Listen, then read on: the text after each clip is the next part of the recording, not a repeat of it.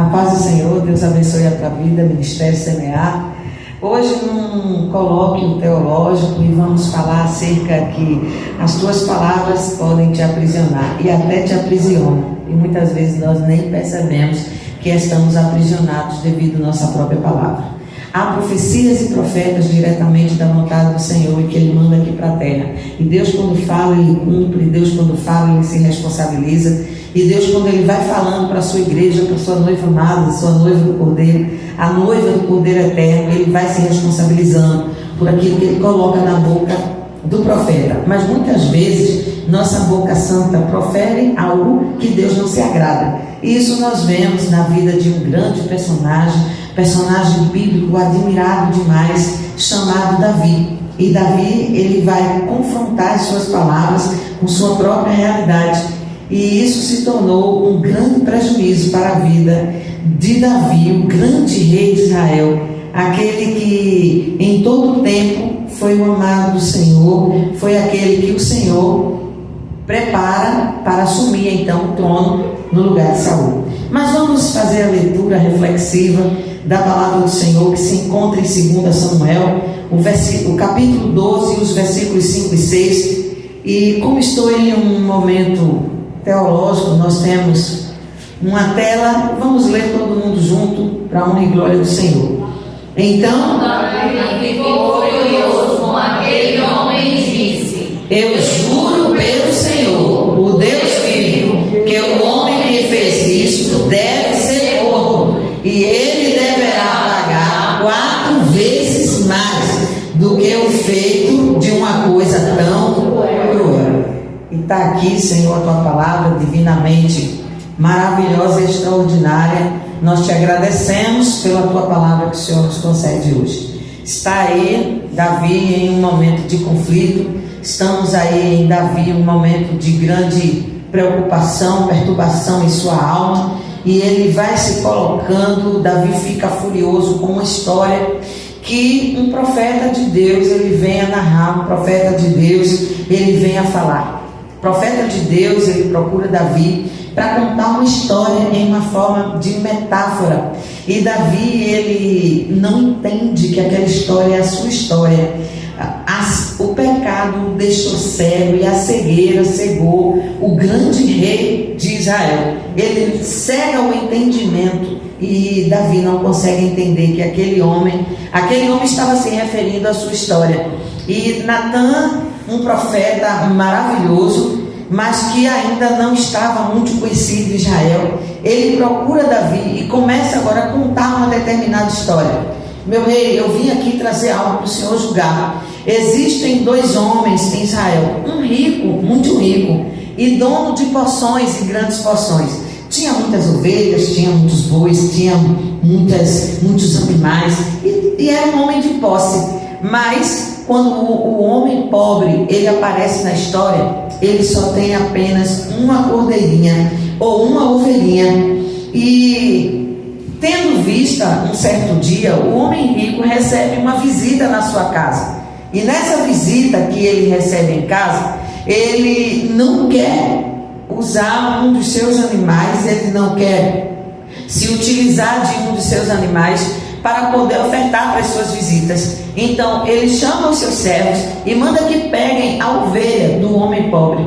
E aquele homem pobre, meu rei, meu senhor, ele não se dá conta no momento, mas logo em seguida ele vai se aperceber que sua ovelha sumiu, que a sua ovelha desapareceu. E quem tinha pego a ovelha do homem pobre? Considerando que era a única, lembrando que era a única ovelha. Então o rei, muito furioso, o rei embravecido, ele dá essa resposta: eu juro pelo Senhor, o Deus vivo, que fez o homem, este homem então, ele deve ser morto.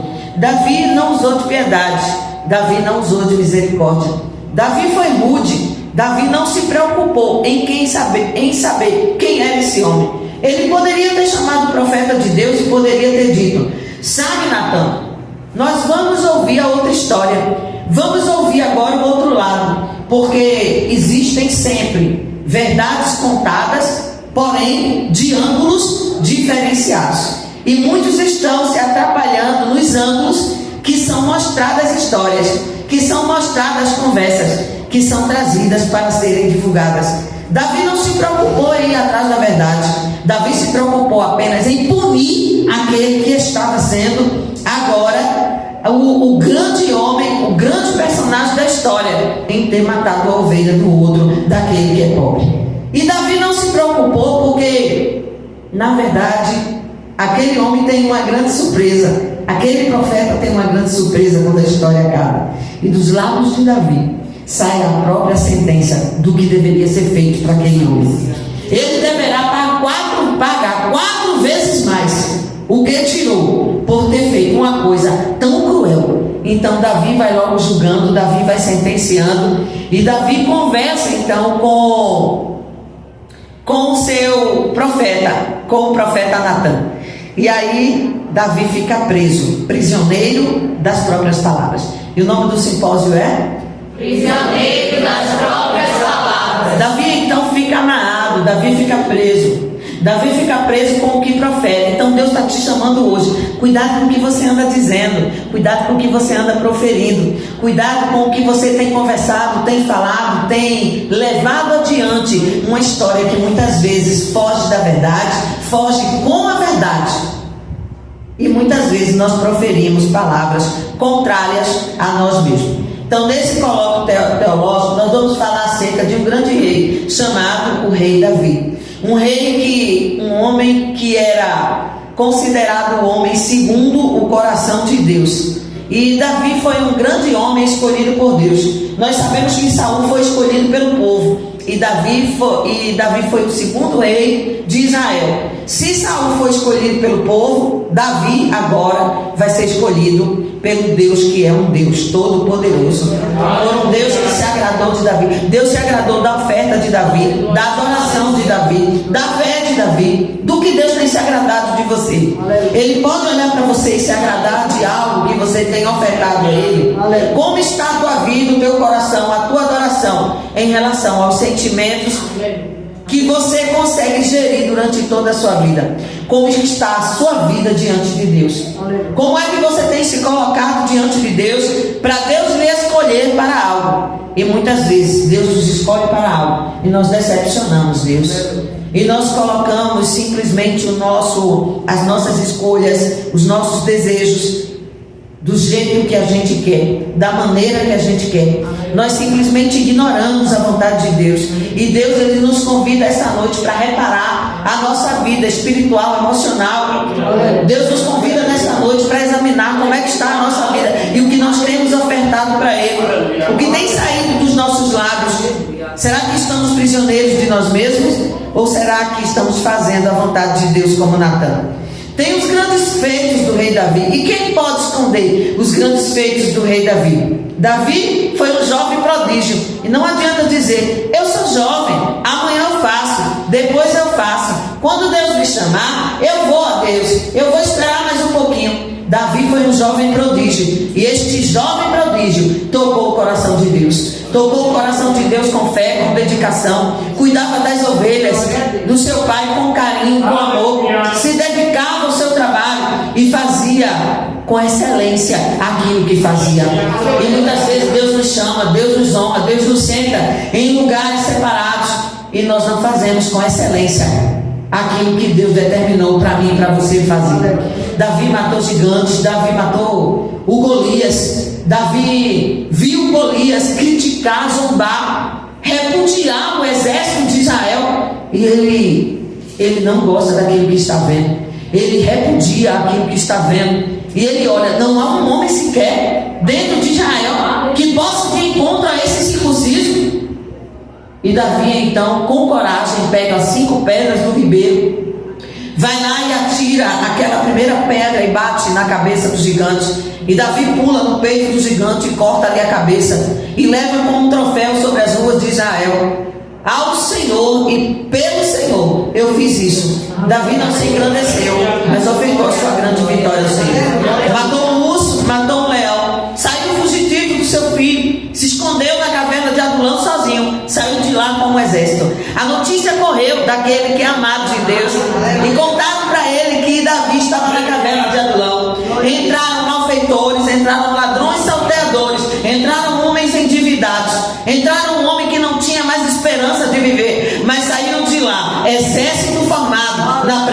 Senhor, prontos para ganhar a guerra. Grandes foram os feitos que Davi fizera. Existem preciosidades na Bíblia que trazem o nome de Davi assinado embaixo, como o Salmo 23, onde ele diz: o Senhor é o meu pastor e nada me faltará. Davi está dizendo: eu vi a morte quando eu peguei aquele leão e aquele urso. Eu vi a morte, eu contemplei a morte de perto. Eu olhei, observei, mas não tinha ninguém para me ajudar, e eu tive que usar a minha coragem e a minha fé em Deus para poder vencer. Ele faz esse Salmo 23 porque ele sabe que diante da sua família ele é desprezado, diante da sua família ele é excluído, mas diante de um Deus Todo-Poderoso ele é abraçado e colocado nos seus braços. Então por isso que ele diz: o Senhor é o meu pastor, não vai faltar tribulação, não vai faltar dor, não vai faltar exclusão, não vai faltar provas. Mas eu sei de uma coisa: o Senhor Todo-Poderoso, o meu pastor, estará comigo, me guiando em todo o tempo. Davi tinha uma preocupação ferrenha, preocupação que hoje não é muito a preocupação do povo de Deus. Ele vai falar no Salmo 51: cria em mim, ó Deus, um coração puro, renova em mim um espírito reto, não me retires da tua presença, nem lance de mim o teu Espírito Santo. Ele está dizendo: Senhor, dá-me alegria, dá-me renovo de todo dia, só não me deixe esquecer dos teus grandes feitos para com a minha vida. Não me deixe esquecer, Senhor, daquilo que eu mais amo, que é estar em tua casa. Ah, quantos têm esquecido da casa do Senhor? Ele está dizendo: não tira de mim o teu espírito, porque com ele eu sinto alegria, com ele eu salto de prazer, com ele eu sinto a coragem de te servir. Davi estava obedecendo a Deus, seguindo a Deus com gratidão. Davi estava dizendo: somente o Senhor me dá alegria permanente que o mundo não pode dar. Somente o Senhor me dá uma alegria completa que o mundo não pode dar. Por isso, Senhor, pega o meu coração todo dia e cria em mim, Senhor, um coração puro, um coração reto na tua presença, em nome de Jesus. Davi assina embaixo, Salmo 91. Davi olha para os seus servos e começa a dizer: sabe, existe alguém escolhido, existe alguém escolhido no meio da multidão, e o Espírito Santo de Deus aponta aquele. Talvez seja você nesta noite, talvez seja você nesse momento que está ouvindo essa mensagem. Aquele ali, aquele que habita, aquele que permanece, aquele que vive em Cristo, aquele que está em Cristo, aquele que não abre mão do seu chamado, não larga a carreira proposta que Deus correu, que Deus lhe apontou para lhe servir. Oh glória, aleluia. E ele diz: aquele que habita a sombra do Onipotente. O esconderijo é do Altíssimo, mas a sombra é do Onipotente. Este descansará. Mas ele está dizendo: é aquele ali, é aquele. E eu creio que Davi se sente um dia olhando para o céu e ele vê o dedo de Deus apontar para ele e diz: aquele eu tenho negócio, aquele é o meu escolhido, aquele é o meu amado, aquele é onde descansa a minha alma. É aquele ali que eu amo, é aquele ali que eu guardo 24 horas por dia e não me canso de guardar, porque este sim tem um coração de adorador.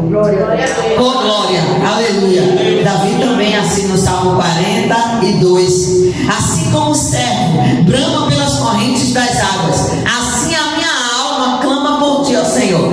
Quantos têm perdido o desejo de se aproximar de Deus? Quantos têm perdido o desejo, aleluia, de servir a um Deus que é todo-poderoso? Davi tem uma história excelente de adoração, mas se comprometeu, tornando-se prisioneiro das próprias palavras. E qual foi então o pecado de Davi? Há uma história, e uma história contada nos livros acostados da Bíblia Sagrada, que Davi ele vai para a guerra, e quando homens perversos, quase que gigantes, eles batem em cima de Davi, está com uma lança para transpassar Davi de um lado ao outro, os seus valentes olham e no meio da guerra pegam a Davi e resgatam Davi das mãos daquele homem cruel. Era o fim, e eles dizem assim: a partir de hoje você não vai mais à guerra comigo. É um perigo, o crente não está em guerra, é perigo espiritual. Crente, quando não está fazendo nada, ele procura alguma coisa para se complicar, ele procura alguma coisa para se aprisionar. A batalha espiritual não diz desperta para a oração, me desperta para a adoração, me desperta para o canto, me desperta para o louvor. E quando vocês estão vivendo essa batalha espiritual e não têm se apercebido dela, e os valentes de Davi disseram assim, porque era comum o rei e a guerra, o rei guerrear pelo seu povo, mas os valentes de Davi olham para ele e dizem assim: a partir de hoje tu não entrarás mais conosco na guerra, tu ficarás em Jerusalém, para que a lâmpada de Jerusalém não se apague. Porque, Davi, tu és a lâmpada de Jerusalém.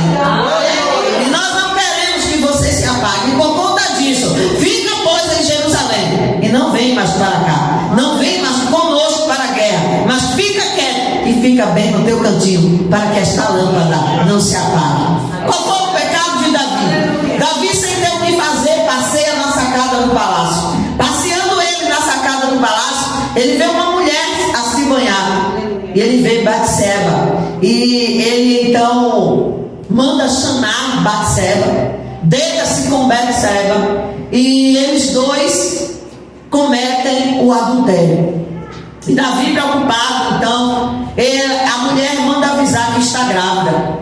E agora, como resolver isso? E o diabo começa a trabalhar na mente de Davi. E para quem está desocupado, só é o que tem a mente sendo maquinada por Satanás e não trabalhada pelo Espírito Santo.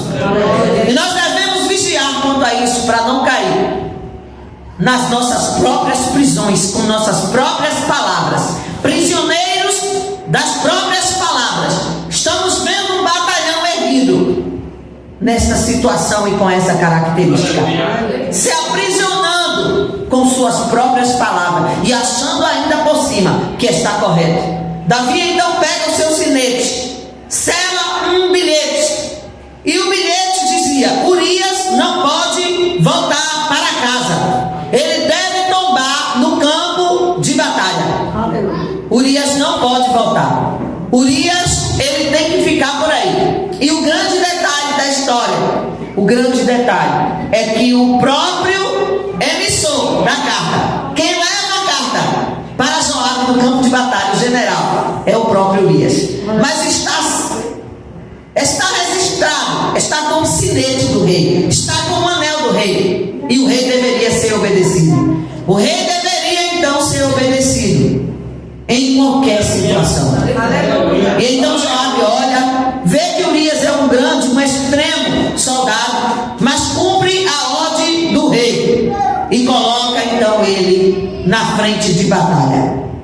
Ordem cumprida, Davi senta-se no seu trono, acha-se que tudo está tranquilo, acha-se que tudo vai bem, mas não vai nada bem. Satanás flecha a sua mente, Satanás pega a sua mente e dá um entrave na sua mente, e ele acha que tudo vai bem e que tudo está tranquilo.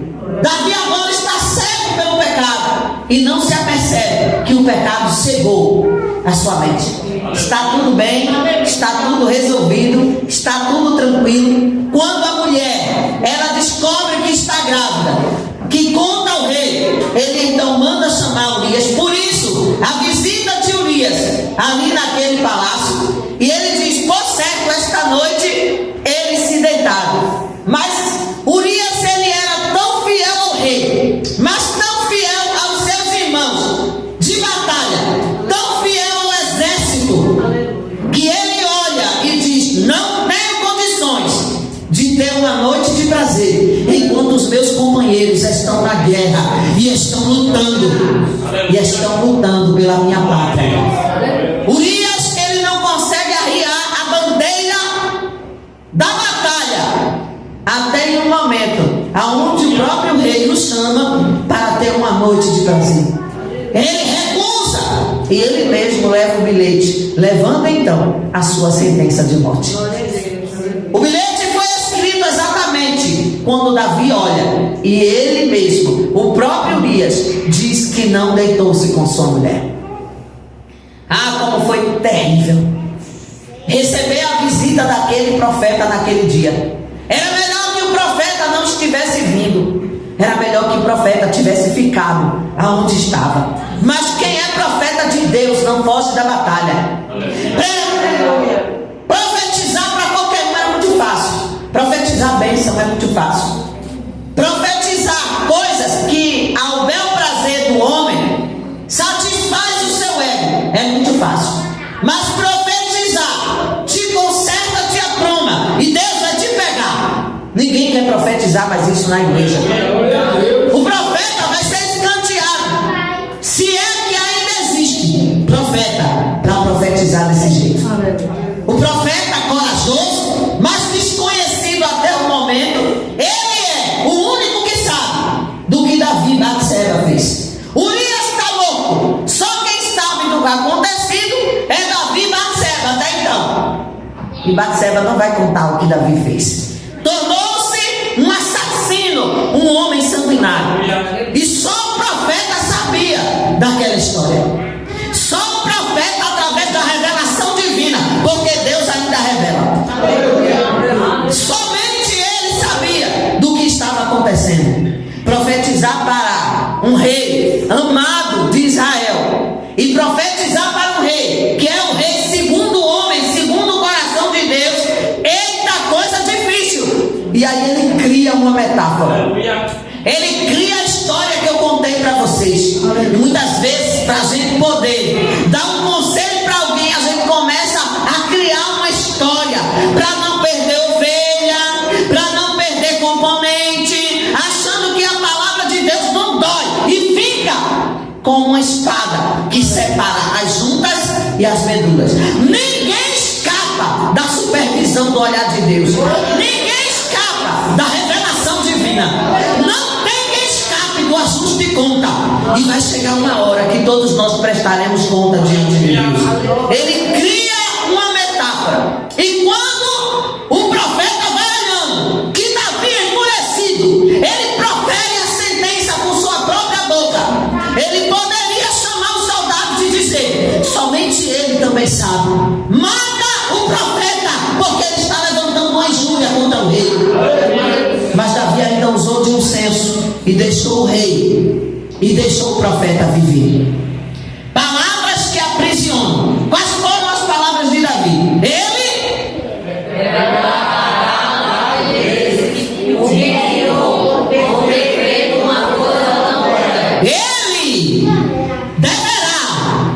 pagar 4 vezes o que tirou por ter feito uma coisa tão cruel. Nesse momento o céu se abre e julga a Davi agora. Ninguém quer ser alvo de julgamento de Deus, mas o céu se abre e diz: porque tu fostes tão impiedoso, não tivesse de misericórdia. A própria sentença agora saiu dos teus próprios lábios e não dos lábios de Deus. Se a sentença tivesse saído dos lábios de Deus, quem sabe não alcançaria a misericórdia. Se Davi tivesse aliado, quem sabe ele não alcançaria a misericórdia. Se Davi tivesse olhado com um olhar comprazido de amor, de amizade, quem sabe a sentença de Deus teria sido um pouco mais atenuada. E ele pergunta: afinal, quem é este homem? E o profeta responde: esse homem és tu, Davi. Aí sabe que ficou bom. Esse homem és tu, Davi. Ah, o que Davi não queria nunca ter escutado: este homem, Davi, este homem és tu. Foste tu, Davi. Tu poderias ter qualquer mulher dentro de Israel, poderias chamar para ti qualquer virgem, mas não fizesse. Pegasse a única mulher de um homem que te servia fielmente. Aleluia. E tomasse-a para ti. Os teus olhos cobiçosos não te deixaram, Davi, usar de bom senso, e a cegueira do pecado te cercou. Não tivesses nem misericórdia ao julgar tua própria causa. Se soubesse que era tu, Davi, tu terias julgado com a mesma impiedade. E Natan olha para ele e diz: esse homem és tu. O ventre de Batseba cresce, o menino está na hora de nascer, e as 4 sentenças das 4 prisões que Davi então se coloca e se reporta. Quando Davi vê que a criança nasceu, e de uma doença muito terrível para aquela época, ela é acometida ela não consegue sobreviver. Davi se joga no chão, Davi não come, Davi jejuma 7 dias seguidos por aquela criança, mas a criança não vinga, morre. Davi ora, Davi chora, Davi jejuma, mas quando alguém chega e diz: alguém tem que contar o final dessa história, a criança morreu.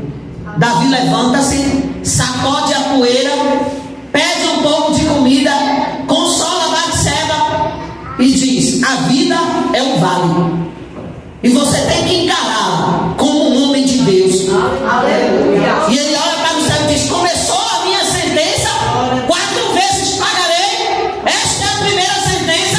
E eu creio que Deus do céu dá um sorrisinho e diz: ele entendeu. Aleluia. Mas palavras lançadas não se voltam atrás.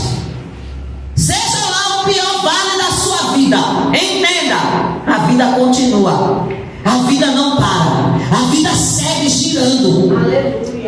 Até o dia que Deus permitir. A primeira sentença, um filho morto. A segunda sentença, Aminon, apaixonado por Tamar. Davi tinha 21 filhos e a 21 era exatamente uma menina. Era aquela menina que ele levaria para o altar, era aquela menina que lhe daria netos, era aquela menina que chamava Davi de pai e ainda sentava-se no seu colo, dócil, uma ovelha.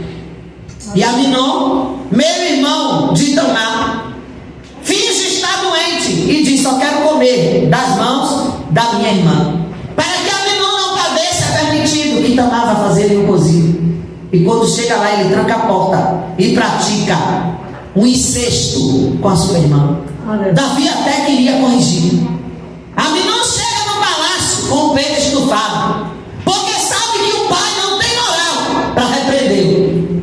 Davi até queria corrigir, dar uma boa coça, mas Davi não pode, porque ele é um imoral diante dos filhos. E se Davi perguntasse: pode um homem dormir com uma mulher que não é sua? E o filho olharia para ele e dizia: e você? O que fez da sua vida? Aleluia. E agora Davi tem uma filha morta moralmente. Quando as virgens de Israel eram estupradas, a culpa sempre era delas. Elas teriam se permitido ser sensual ao extremo e provocado através da sensualidade o desejo no gênero masculino. Ele vê Tamar sair de casa e ser colocado em um recluso eterno até o final da sua vida. As outras virgens iam para um prostíbulo ganhar a vida, mas era filha de Davi e ela entra em uma reclusão até o final da sua vida. O primeiro filho, a sentença: morto materialmente. A segunda, morta espiritualmente e moralmente. E aí nós vemos Absalão entrar no palácio e vemos um irmão assassinar o seu próprio irmão.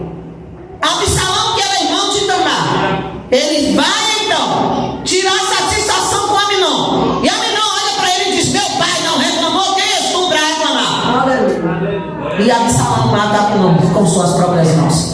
E agora Davi tem um filho assassino e um filho morto. E se Davi chamasse Absalão e perguntasse: podes tu matar um homem dentro do próprio palácio? Ele olharia para o pai imoral e dizia: e você que matou seu escudeiro, um dos mais fiéis? A primeira sentença, um filho morto materialmente. A segunda, uma filha morta espiritualmente e moralmente. O terceiro, um assassino e um morto materialmente. E por achar pouco, Absalão, ele vai dizer e fazer a cabeça daqueles ministros de Davi: meu pai está frouxo. Davi entra em uma derrocada espiritual tão grande que a depressão, a melancolia, a ansiedade começa a tomar conta do seu coração. Davi entra dentro do seu quarto e não tem coragem mais de encarar a sua família. E muitas vezes estamos tão prisioneiros das nossas próprias palavras que não temos mais coragem nem de encarar o pastor, nem de encarar os irmãos da igreja, nem de encarar mais ninguém. Fazemos-nos prisioneiros das nossas próprias palavras. Davi está em um estado de melancolia tão terrível que ele entra no seu quarto. Ele não quer ver mais ninguém. Enquanto lá fora, Absalão, ele preparava um golpe de estado contra o próprio pai. Ele vai usurpar o trono do próprio pai. Vai dizer: meu pai não tem mais condições de reger o reino de Israel. E então ele toma os tesouros, todos os tesouros que Davi juntou em vida. Aleluia. E ele oferece e monta um exército de jagunços. Poucos são os que não se corrompem e não caem nas lábias de Absalão. Joabe não aceita a usurpação e olha para Absalão como um grande e tremendo traidor do próprio pai. Aleluia. E o próprio Joabe não perguntou a Davi, porque se perguntasse, Davi diria: não faz porque é meu filho. O próprio Joabe caçou Absalão, e na batalha ele vai ficar preso entre o céu e a terra pelos seus cabelos. E Joabe dá o golpe final no ventre de Absalão. Leva a notícia, e Davi pergunta: como está Absalão? Como está a guerra? Perdeu. Absalão está morto. Quem matou? Joabe. Quem matou meu filho? Joabe. E ele não pode dizer nada contra o escudeiro, porque Joabe foi o general que colocou Urias lá na frente de batalha para Urias morrer. Davi começa a ver que toda a engrenagem satânica vai caindo e ele agora está aprisionado. Absalão usurpa o seu trono, senta-se no seu trono, e agora já era tarde demais. Não adianta mais chorar. A prisão aconteceu e a sentença desceu. Cuidado com o que você diz. Cuidado com suas palavras. A mesma palavra que abençoa pode amaldiçoar. E ele amaldiçoou sua própria família. Davi tem que fugir pelas portas do fundo do palácio. Tira a coroa, tira o manto, entrega o cetro, deixa tudo em cima da cadeira. E Absalão governa sobre Israel. Porque Davi se tranca e não reage? Porque ele tem algo chamado culpa. A culpa é quando eu não consigo executar, ou quando eu traio um mandamento, uma ordem que me foi executada. Eu faço exatamente ao contrário daquilo que me foi posto. E Davi agora está cercado de culpa. Culpa pelo que fez, culpa pelo que disse, culpa pelas suas ações, culpa da sua própria consciência, que achou que os entrelaces de Satanás fossem maior do que a revelação divina. E nesse momento Davi, eu creio, vai escrever o Salmo 142 e o 7, que diz assim: tira minha alma desta prisão, para que eu dê graças ao teu nome. Então os justos me rodearão por causa da tua bondade para comigo. Davi está dizendo: Senhor, basta, cessa. Eu não aguento mais essa prisão de mentira. Eu não aguento mais essa prisão enganosa que eu vivi. Eu não aguento mais essa prisão que eu me permiti entrar. Salva-me, para que outras vezes os bons e os retos de coração voltem a me rodear. Porque poucos foram aqueles que se mantiveram fiel ao rei, mas aqueles que foram comprados por dinheiro, a multidão deveras foi muito grande. Glória a Deus. E cada um de nós carrega as costas, aleluia, as nossas escolhas. Cada um de nós Carrega nas costas o peso das próprias escolhas. o que você anda escolhendo, o que você anda fazendo da sua vida, ou como você tem andado na presença do Senhor. E Davi tenta se redimir. Davi está chegando no final dos seus dias, e a hora da morte, tic-tac, se aproxima para todos. A hora da morte para todos vai chegar. E Davi tenta se redimir diante de Deus de tanta coisa mal feita, de tantos passos mal feitos. O que você tem feito para reconquistar a Deus? O que você tem feito? Davi olha e diz assim: Senhor, eu quero construir para ti uma casa aonde tu possas habitar, mas eu quero fazer um templo tão lindo, tão grande, tão maravilhoso, tão exuberante, que quem passe deseje, quem passar possa desejar. Aleluia. Vim te adorar aqui em Israel. Que caravanas e caravanas venham de longe cultuar o teu nome aqui neste lugar. O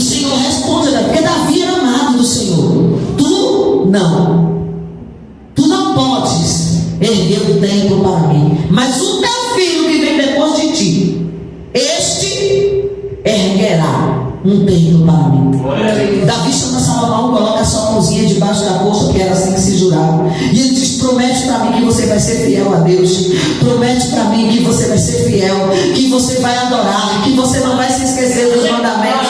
Você não vai se esquecer do que seu pai e sua mãe faziam. E ele diz: eu prometo. E ele olha e pede ao Senhor algo que era impossível na monarquia. O primeiro da monarquia era o primogênito. O primogênito era Absalão, está morto. Aminon está morto. Agora segue-se com Adonias.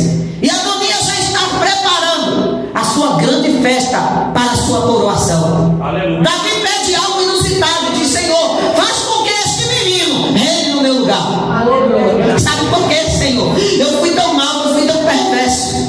Quando eu morrer e for resguardado ao teu celeiro, vão matar este menino, vão matar a mãe dele, porque eu estou pagando tudo isso. E a minha família está pagando tudo isso por causa de Betseba. E Davi não esquece, mas sabe que tem Deus a misericórdia. O útero de Betseba era um útero de adultério. O primeiro filho morreu e o segundo era Salomão. Iria ter uma sentença de morte se Davi não tivesse pedido ao Senhor. Deus olha para Davi e diz: mas é impossível. E Davi diz: eu não quero falar em lei nesse momento, eu quero falar em amor, eu quero falar em misericórdia. E eu te peço, ó Deus da glória, se tu ainda me amas, faz este menino reinar no meu lugar. E Deus olha para o menino, e Deus amou o menino Salomão. Aleluia. Aleluia. Ninguém será aceito sem antes ser rejeitado. Nunca pense que você vai ser aceito no lugar sem antes ser rejeitado. Não pense que as coisas serão tão fáceis para você. Tudo que você for conquistar na vida vai doer, vai ser com lutas, mas vai valer a pena. Davi morre, Salomão é erguido rei, e agora está acontecendo uma grande seca, somente para mostrar que Deus ele pode rever sentença depois que a sentença do prisioneiro for coberta.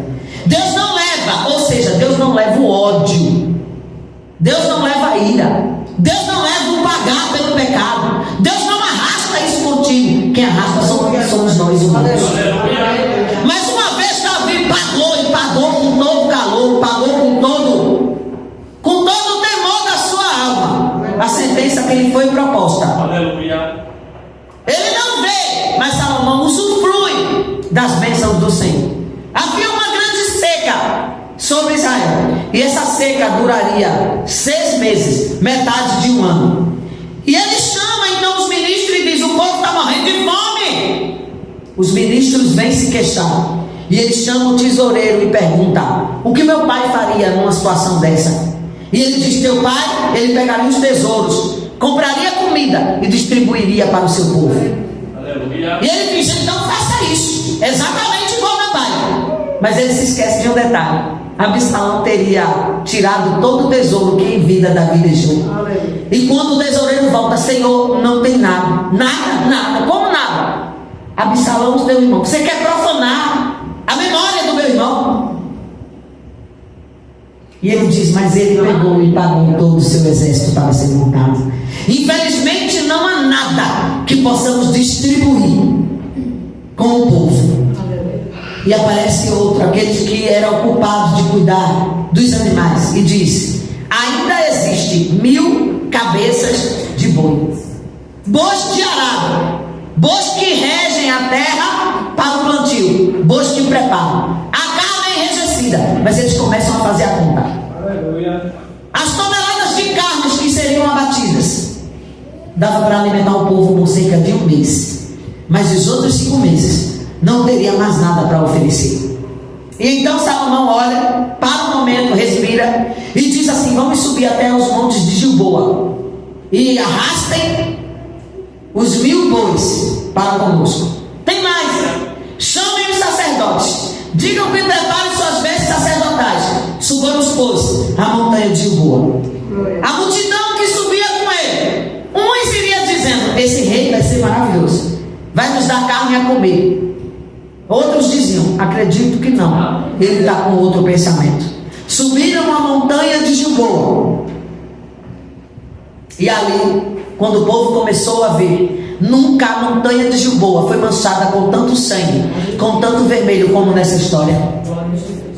Nas montanhas de Gilboa, quando o povo começa a subir, eles veem 1000 altares erguidos, 1000 sacerdotes dispostos, 1000 sacerdotes organizados com o cutelo na mão, 1000 homens preparados para executar o que era para ser feito.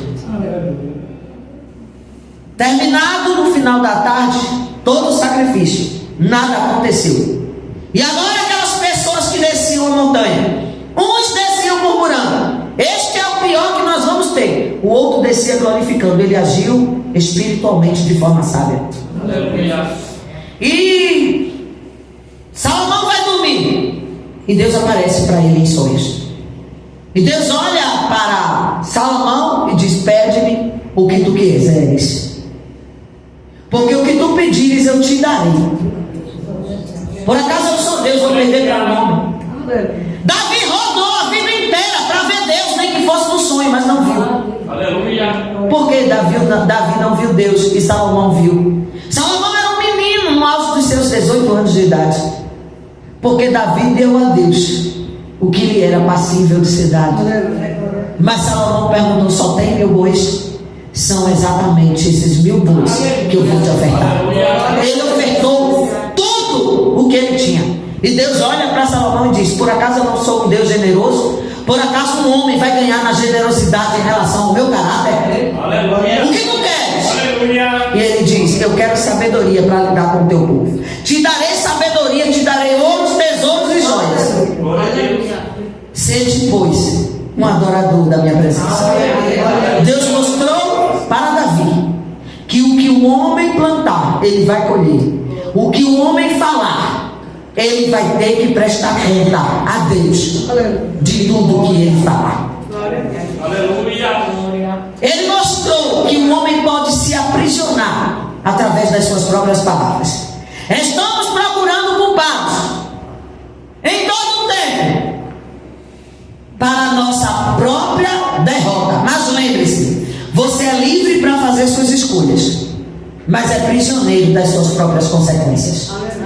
Então pare de culpar as pessoas pelos seus erros, pelos seus enfados, e comece a assumir a culpa que você tem diante de tanta ação perversa, diante de tantas falas contraditórias, diante de tanta colocação murmuradora diante de Deus. Aqui na terra nós vivemos daquilo que proferimos, fazemos e pensamos.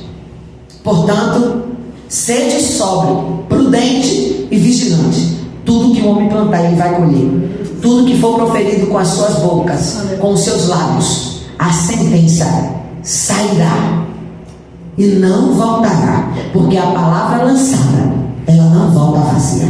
Deus abençoe a tua vida imensamente. Deus abençoe tudo o que você estiver semeando nessa terra. Deus te conceda sabedoria e graça para você proferir as palavras certas na hora exata, em nome de Jesus. E que o amor de Deus, a graça do nosso Senhor e Salvador Jesus Cristo e as divinas consolações do Divino Espírito Santo de Deus estejam com todos nós, desde agora e para todos sempre.